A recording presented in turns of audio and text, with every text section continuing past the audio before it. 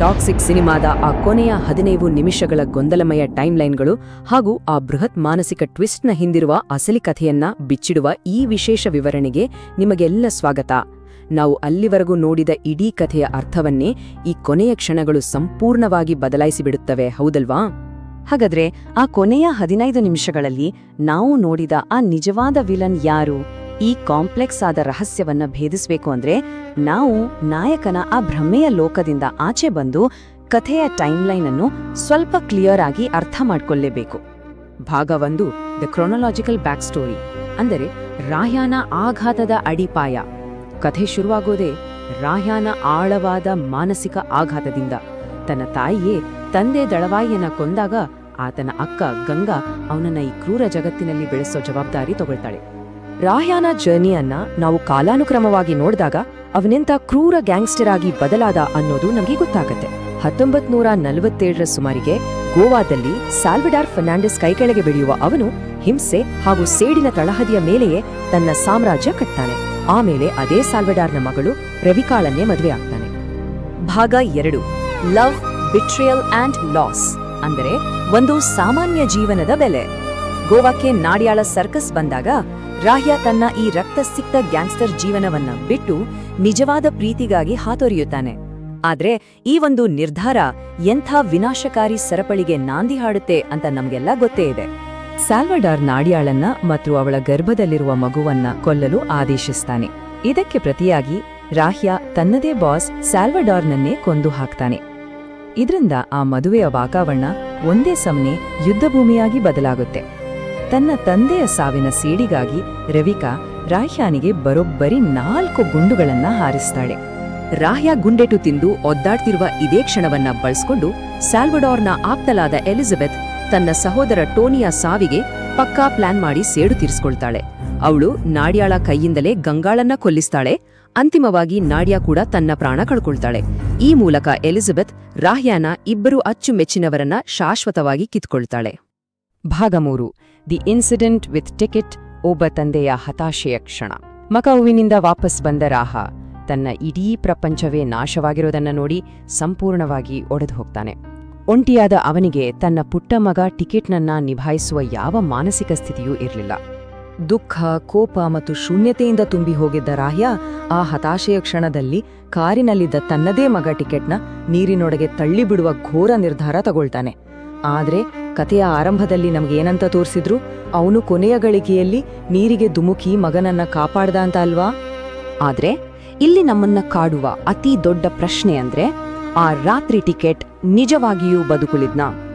ಈ ಒಂದು ಪ್ರಶ್ನೆಯೇ ನಮ್ಮ ಮುಂದಿನ ಕಥೆಗೆ ಅಡಿಪಾಯ. ಜೊತೆಗೆ ಇದು ರಾಹ್ಯಾನ ಮುಂದಿನ ಜೀವನದ ದಿಕ್ಕನ್ನೇ ಕಂಪ್ಲೀಟ್ ಆಗಿ ನಿರ್ಧರಿಸುತ್ತೆ. ಭಾಗ 4, ಎ ಹಾಂಟಿಂಗ್ ನ್ಯೂ ಲೈಫ್, ಹೂತು ಹೋಗದ ಹಳೆಯ ನೆನಪುಗಳು. ತನ್ನ ಹಳೆಯ ಜೀವನವನ್ನೆಲ್ಲ ಮರೆತು ರಾಹ್ಯ ಮೆಲಿಸಾ ಮತ್ತು ಅವರ ಹೊಸ ಮಗು ಆಡಮ್ನೊಂದಿಗೆ ಒಂದು ನಾರ್ಮಲ್ ಲೈಫ್ ಶುರು ಮಾಡಿದಂತೆ ನಮಗೆ ಕಾಣಿಸುತ್ತೆ. ಆದ್ರೆ ಆಡಮ್ ಹುಟ್ಟಿದ ತಕ್ಷಣ ಅವನ ಕತ್ತಲೆಯ ಹಿಂದಿನ ಜೀವನ ಮತ್ತೆ ಕೆರಳುತ್ತೆ. ರಾಯಾನಿಗೆ ವಯಸ್ಕನಾದ ಟಿಕೆಟ್ನ ಧ್ವನಿ ಕೇಳಿಸೋಕೆ ಶುರುವಾಗುತ್ತೆ.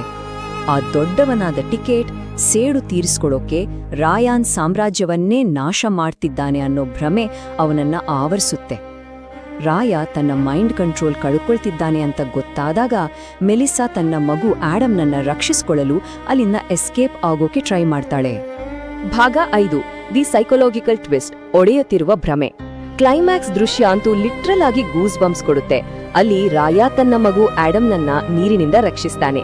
ಜೊತೆಗೆ ತನಗೆ ವಿರೋಧಿಯಾಗಿದ್ದ ಅದೇ ವಯಸ್ಕ ಟಿಕೆಟೊಂದಿಗೆ ಸೇರ್ಕೊಂಡು ಕಾಣದ ಶತ್ರುಗಳ ವಿರುದ್ಧ ಹೋರಾಡುತ್ತಿರುವಂತೆ ನಮಗೆ ಭಾಸವಾಗುತ್ತೆ. ಆದ್ರೆ ಇದೆಲ್ಲ ಕಂಪ್ಲೀಟ್ ಆಗಿ ಬದಲಾಗೋದು ಮೆಲಿಸಾಳ ಆ ಒಂದು ಹತಾಶೆಯ ಮಾತಿನಿಂದ. ಎಲ್ಲವೂ ಮುಗಿದಿದೆ, ಈಗ ನಿಲ್ಲಿಸು ಅಂತ ಅವಳು ಅಳ್ತಾ ಹೇಳ್ತಾಳೆ ಅಲ್ವಾ? ಎಕ್ಸಾಕ್ಟ್ ಆಗಿ ಅದೇ ಕ್ಷಣದಲ್ಲಿ ರಾಯಾನ್ ಆ ಮಾನಸಿಕ ಭ್ರಮೆ ಒಡೆದು ಹೋಗುತ್ತೆ ಮತ್ತು ಒಂದು ಭಯಾನಕ ಸತ್ಯ ನಮ್ಮೆದುರು ಬಂದು ನಿಲ್ಲುತ್ತೆ. ಆ ಮೈಂಡ್ ಬ್ಲೋಯಿಂಗ್ ಟ್ವಿಸ್ಟ್ ಏನಪ್ಪಾ ಅಂದ್ರೆ, ಆ ವಯಸ್ಕ ಟಿಕೆಟ್ ಅನ್ನೋ ವ್ಯಕ್ತಿ ಅಲ್ಲಿ ಇರಲೇ ಇಲ್ಲ. ಟಿಕೆಟ್ ಬದುಕುಳಿದು ಬೆಳೆದು ಸೇಡು ತೀರಿಸ್ಕೊಳ್ತಿದ್ದಾನೆ ಅನ್ನೋದು ಕೇವಲ ರಾಹ್ಯಾನ ಭ್ರಮೆಯಾಗಿತ್ತು. ಕ್ರೂರ ವಾಸ್ತವ ಏನಂದ್ರೆ, ಟಿಕೆಟ್ ಆ ರಾತ್ರಿ ನೀರಿನಲ್ಲಿ ಮುಳುಗಿ ಸತ್ತೋಗಿದ್ದ. ರಾಹ್ಯ ಅಂದು ತನ್ನ ಮಗನನ್ನ ಕಾಪಾಡುವಲ್ಲಿ ಫೇಲ್ ಆಗಿದ್ದ.